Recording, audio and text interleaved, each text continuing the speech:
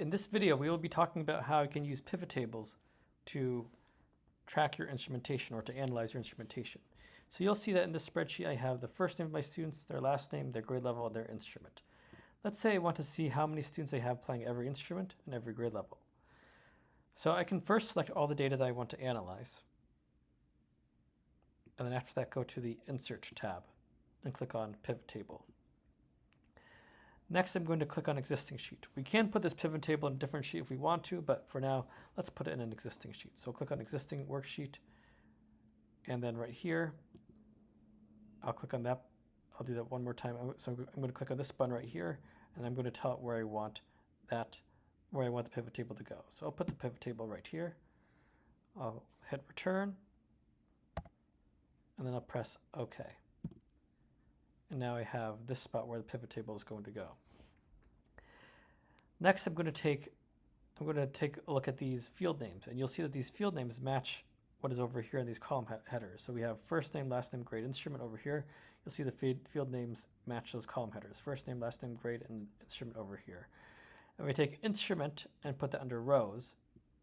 You'll see that gives me the unique instrument names here. So for example, if there's 9 trumpets, you don't see trumpet written 9 times, you see trumpet written only once.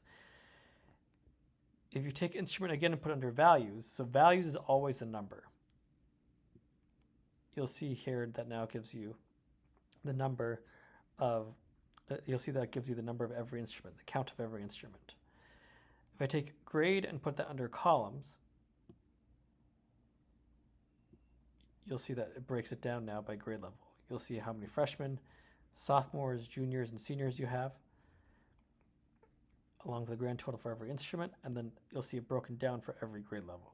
Let's say I want to see who are these 4 senior trumpet players. I can double click on the 4, and then I will see who these senior trumpet players are.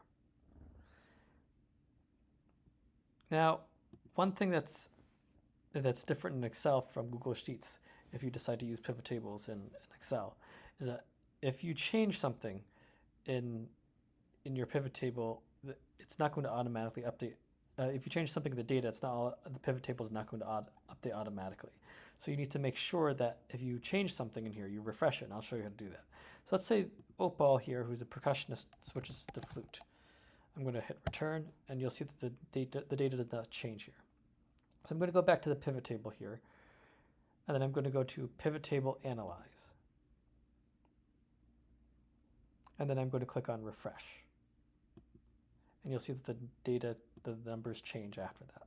So every time you change something in the data, make sure you refresh the pivot table so that you have an accurate analysis of your data.